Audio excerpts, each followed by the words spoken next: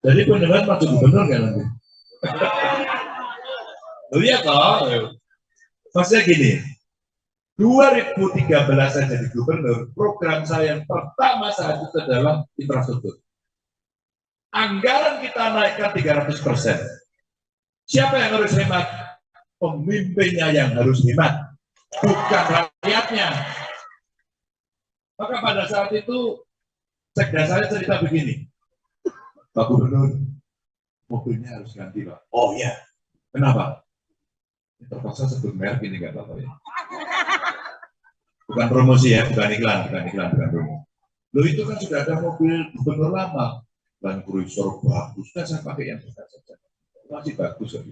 Bapaknya harus ganti Pak. Oh gitu, nggak tahu saya, birokrasinya memang gitu ya. Sudah saatnya ganti.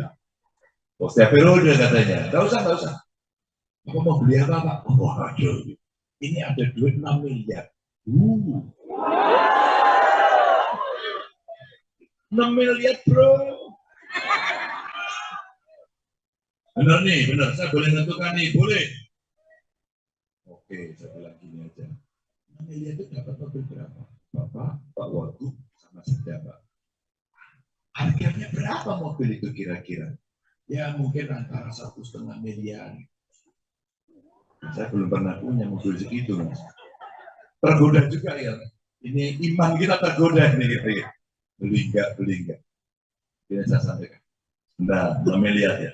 Begini, saya dudukkan.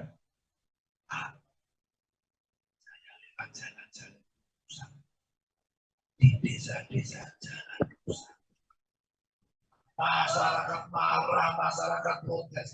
Apa iya kita tega membeli mobil bagus? Ya kan? Mana lagi? Ini nggak ada dia sepeda loh.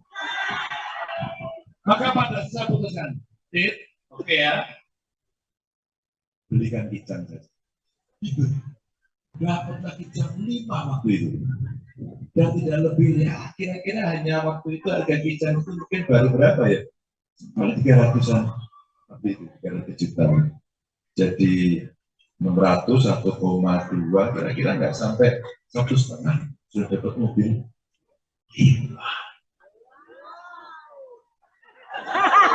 Wow, gitu ya Bu ya. Sudah, kalau gitu sisanya apa? Sisanya dipakai saja untuk bangun jalan itu. Kalau Bapak Ibu mau mobil bagusnya mahalnya kayak apa? Kalau Bapak Ibu jalan itu mau pakai yang